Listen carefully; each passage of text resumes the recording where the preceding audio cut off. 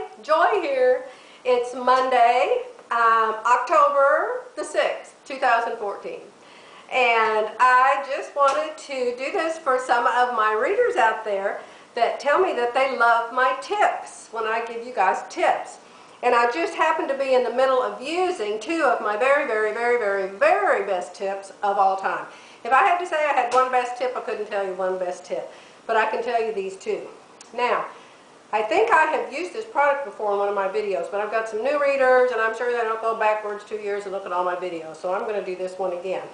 I'm making a black blouse out of Ponte Roma knit to go with my long skirt with the diagonal black and gray stripes. And I have it all done except for the hem.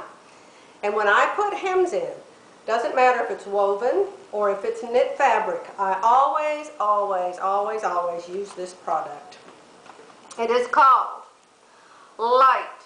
Notice the light part, L-I-T-E. Make sure it's Lite Steam-A-Seam2. Lite Steam-A-Seam2. Crazy name. I don't know exactly what it means because I don't use it for seams, I use it for hems. But I do know that you're supposed to steam it, so I guess that's why the steam is in there. Okay? It's permanent, it's washable, dryable, and majorly wonderful. So I'm going to show you how it works. This is, oh, by the way, it comes in different widths. It comes in 1/2 inch and it comes in 1/4 inch, and I understand that it may be coming out in 3/8 inch.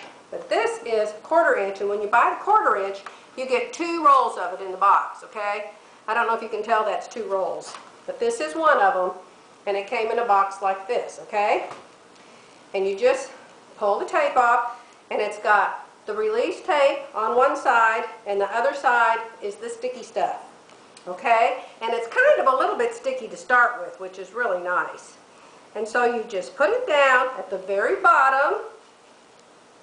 It doesn't matter how wide your hem's going to be. It still goes at the very bottom. Now, when you're putting it on at first, you just gently iron it on, just a little bit. If you hold that iron on there very long, the tape is going to be permanent and it's never going to come off, okay? And now I've already gone around the rest of the hem because I didn't think you would think it was that exciting, me ironing this stuff the whole way around my hem. Okay, so once you get it ironed on lightly, you wait for it to cool. I don't know, 30 seconds. This part that I did a while ago should be cool by now.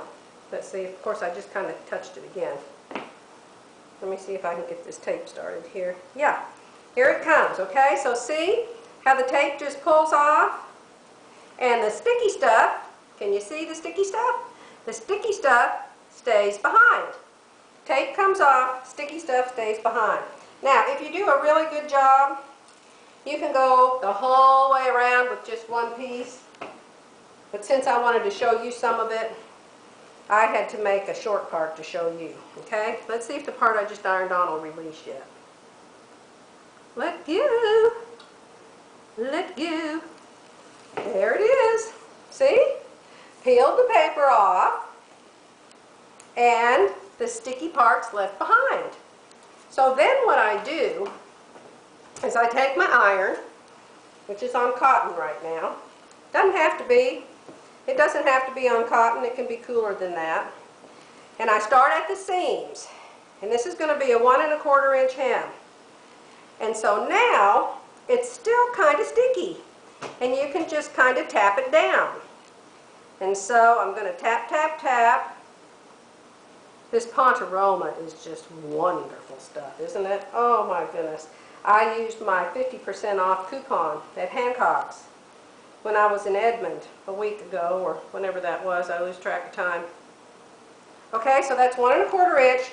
So I'm just going to lightly touch that so it'll stay, because as long as I haven't put a bunch of steam to it and really held that iron on it, it's going to let go again if I need it to. Okay, so I'm coming over here to this other seam, because if you don't start at a seam, you may end up being crooked by the time you get to the seam.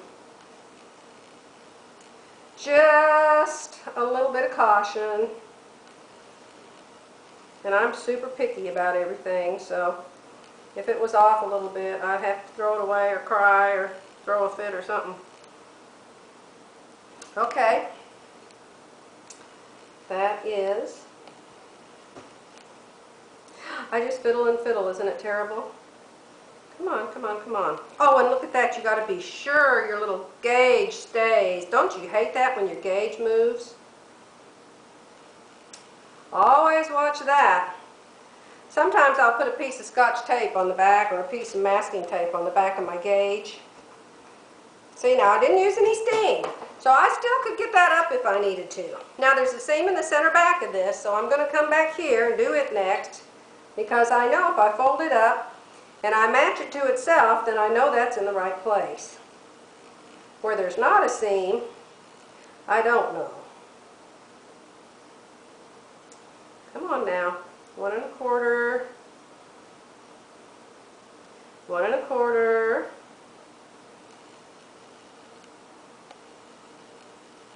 And yes, I made this blouse I'm wearing.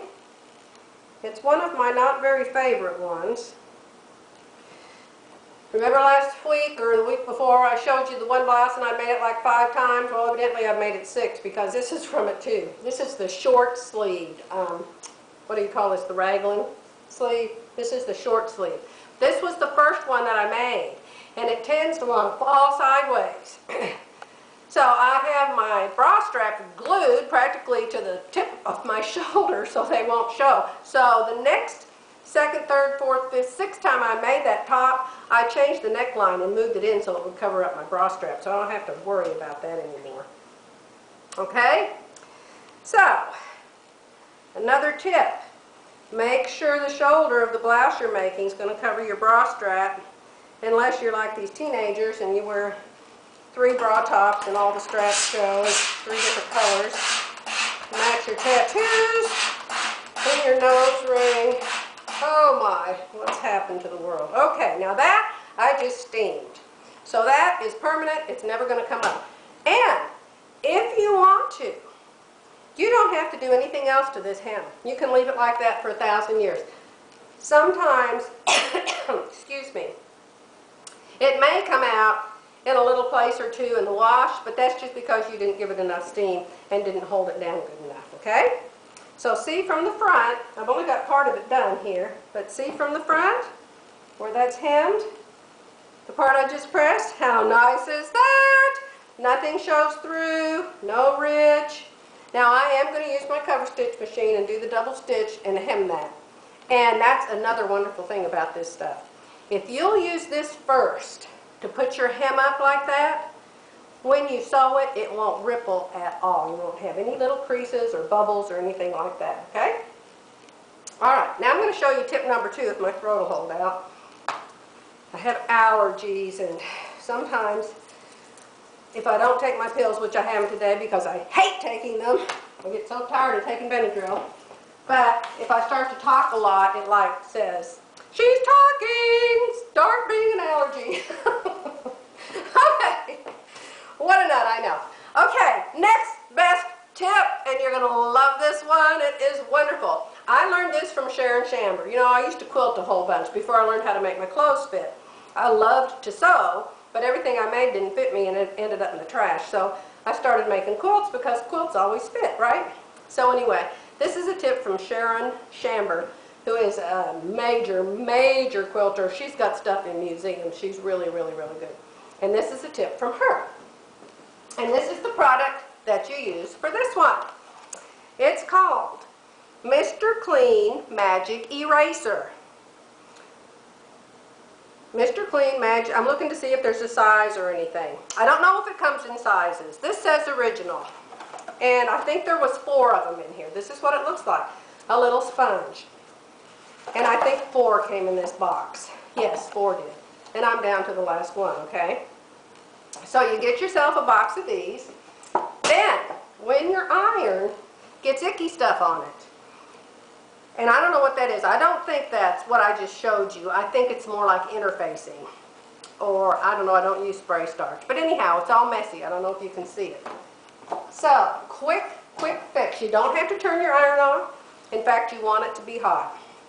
Get a washcloth. You can see I've used this one quite a bit for the icky iron. Put Mr. Clean on the washcloth. Either go to the sink and get the top of it wet, or squirt it with a bottle of water, okay? Then, take your iron. Now, I don't know if you can tell, but the whole top part of this iron is icky with some kind of white residue. So then, you just simply, excuse me, iron, and it kind of smells. I guess there's some soap or something in it. Oh my gosh, look at that! Like new.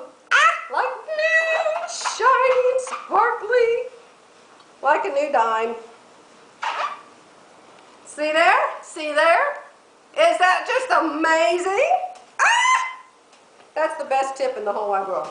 Then, take just the washcloth then, and just iron it a minute, just in case there's any soap or residue on it. You don't want to get it on your new black shirt, right? Ah, that is just awesome. Okay, so that's it. 2 wonderful tips for you seamstresses, or what do they call us now? Sewist. Oh, I hate that name. Sewist, I'm a seamstress. So, anyway, that's all I wanted to show you today. And next week is Expo. Philly comes down here Wednesday to pick me up, and then we leave here and we go to Fort Worth, and we check in our hotel, and Thursday morning at 9 o'clock, our classes start at Expo. And I'll try to take pictures. I don't know. It might be too much to haul the camera around with me, but if I can, I'll take some pictures for you, okay? Bye!